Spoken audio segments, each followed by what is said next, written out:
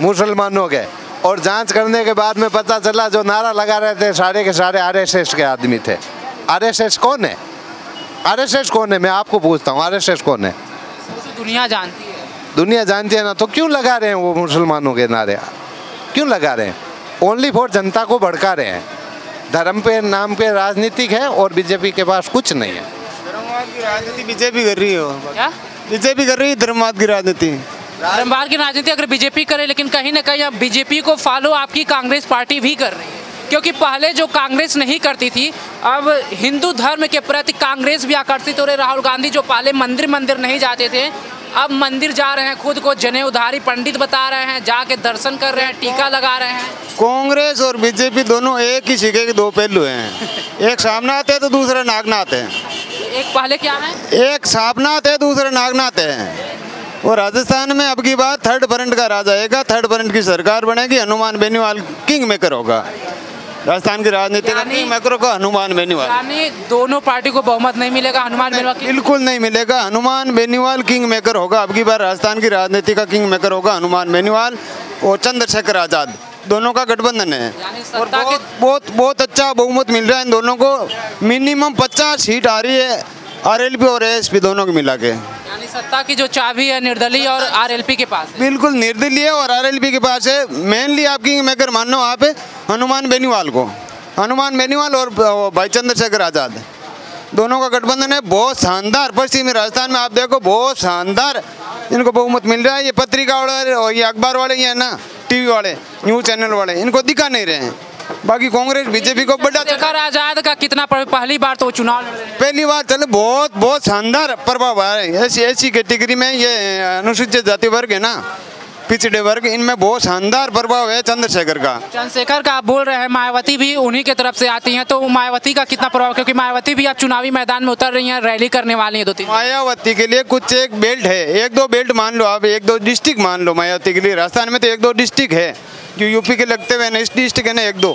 बाकी चंद्रशेखर आजाद का ना ऐसी कैटेगरी में पूरे राजस्थान में मानो आप, पूरे राजस्थान में प्रभाव है। और ये हनुमान बेनीवाल और चंद्रशेखर आजाद दोनों मिलके नए राजस्थान का निर्माण करेंगे और दोनों को किंग मेकर ही राजस्थान की राजनीति का किंग मेकर होगा हनुमान बेनीवाल और चंद्रशेखर आजाद। दादा आपको क्या लग रहा है, आपकी विधानसभा में ज्योति मिर्धा हरिंदर उनके चाचा जी, कौन बाजी? इनमें बाजी ज्योति मिर्धा जी मारेंगे। कारण ये क्या है, हबीब साहब निर्दलीय चुनाव लड़ रहे हैं और हरिंदर जी कांग्रेस से लड़ रहे हैं, तो ये क्या है, दोनों मतलब एक ही ग्रुप के आदमी उम्मीदवार है, इसलिए क्या है ज्योति मिर्धा जी बाजी मारेंगे। ग्रुप की बात आप कर रहे हैं तो ज्योति मिर्धा भी तो उसी परिवार से आते हैं। उसी परिवार से है, लेकिन क्या है, जो कोई राजनेता होते हैं ना, जैसे सीएम है, सीएम के मतलब कांग्रेस की सरकार थी पिछले 5 सालों में, तो क्या है, जो कोई मतलब राजनेता चुनाव हार जाता है ना, तो उसका भी काम होता है। लेकिन क्या है, इन्होंने बिल्कुल ही ध्यान नहीं दिया। ज्योति मिर्धा जी तरफ है और हरिंदर मिर्धा जी तरफ, दोनों तरफ है ना, बिल्कुल नज़रअंदाज कर दिया इन लोगों को कहते सीएम साहब ने, तो फिर क्या करे। और सीट 101% लिख के ले लो, हरिंदर जी जीत रहे हैं चुनाव। ज्योति मिर्धा 20,000 वोटों से हारेगी। ज्योति मिर्धा ने पैसे दे के हबीब रहमान को टिकट खड़ा कर दिया है।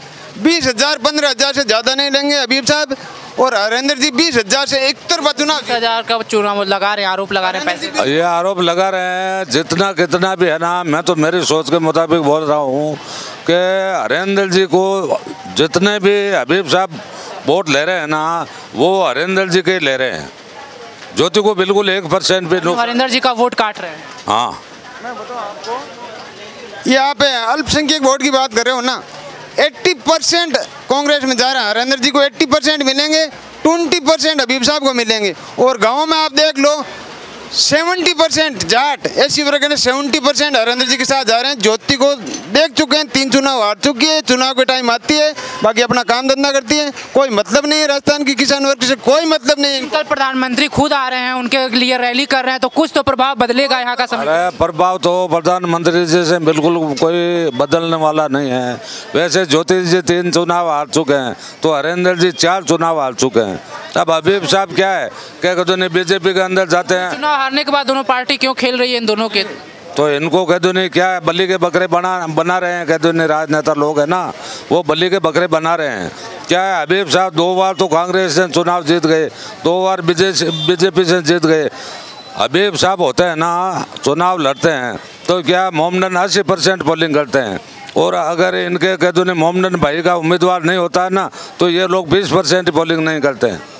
ये हम लोग जान चुके हैं पिछले 20 साल से, ये हम लोग जान चुके हैं। कह दो नहीं, अगर इनका उम्मीदवार होगा तो 80% पोलिंग करेंगे, अगर इनका उम्मीदवार नहीं है तो 20% पोलिंग नहीं करेंगे ये लोग। अब की बार भी कर रहे हैं, बहुत शानदार वोटिंग करेंगे, हरेंद्र जी के पक्ष में करेंगे। इस बात को मैं नहीं मानता हूँ, ये धोखा है हरेंद्र जी के साथ में, बिल्कुल कह दो नहीं, एकदम धोखा है। मैं मानता हूँ हरेंद्र जी है। आप लोग किसको देख रहे हैं? हनुमान बेनीवाल का युवाओं में बड़ा क्रेज देखा जाता है, तो क्या लगा, मतदान करते हैं कि नहीं, ये बताइए पहले।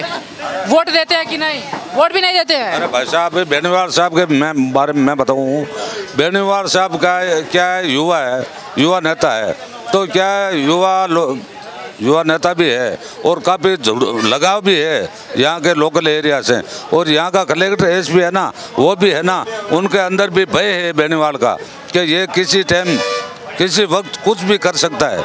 तो क्या है, कहते नहीं, वहाँ सांसद के अंदर 542 सांसद है, तो एक बेनीवाल बोलने वाला है और बाकी है ना बोलने वाला नहीं है। कारण क्या है, उनके पीछे क्या है, कोई मतलब लगाव नहीं है, सिर्फ अकेला है ना, तो ये दबंग है और ये राजनीतिक है ना काबिज है।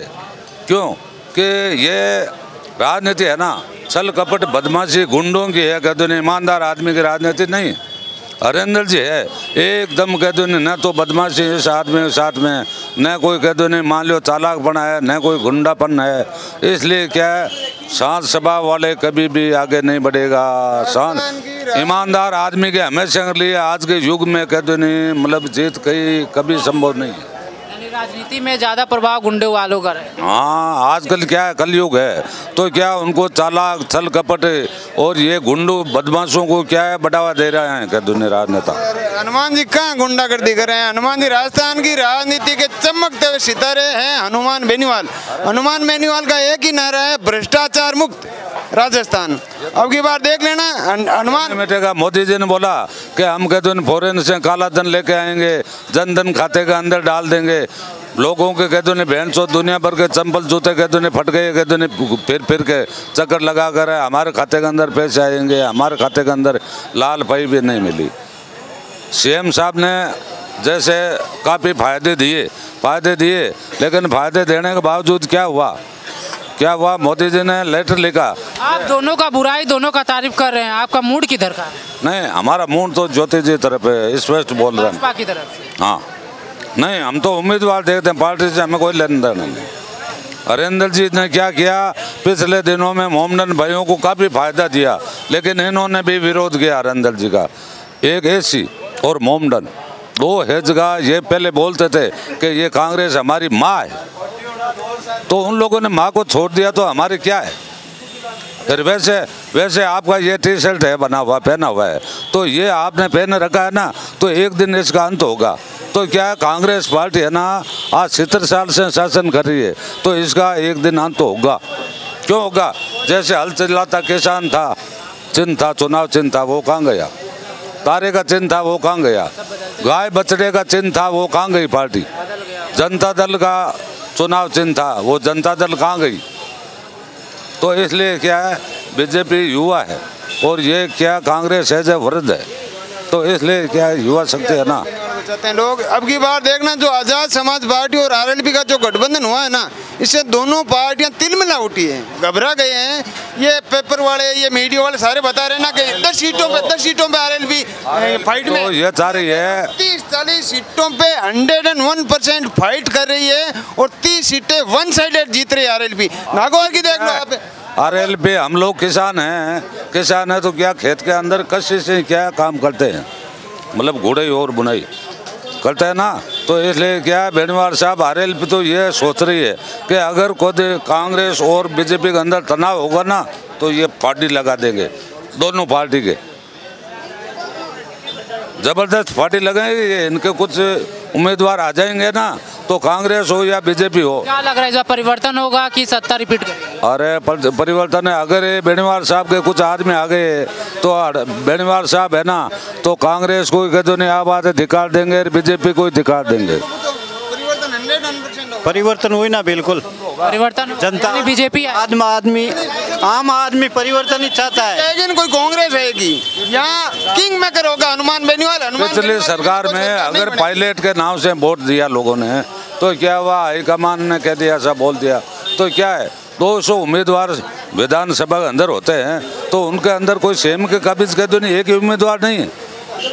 2 दफे वहाँ से दिल्ली से केंद्र से कह दो नहीं, हाईकमान ने बोल दिया, कैसा कह दो नहीं आ बात है, कह दो नहीं ये सीएम होगा राजस्थान का। क्यों ऐसा क्यों भाई, सांसद के अंदर 542 सांसद होते हैं तो क्या है, कह दो नहीं आ बात है, उनके बारे में क्या, पीएम के बारे में विदेश से लेके आएंगे क्या, विदेश से लेके आएंगे क्या भाई। 542 सांसद है तो फिर उनमें से एक ही आदमी सीएम के पीएम के काबिज नहीं है तो क्या फॉरेन से लेके आएंगे पीएम के लिए, तो ऐसा क्यों भाई। अगर 200 विधानसभा के अंदर मतलब एमएलए है तो उनमें से कह दो नहीं, मान लो सीएम को मौका नहीं दिया जा रहा है और केंद्र से क्या कह दो नियुक्त करके भेज देते हैं हाईकमान, कैसा ये सीएम से राजस्थान का, ऐसा क्यों।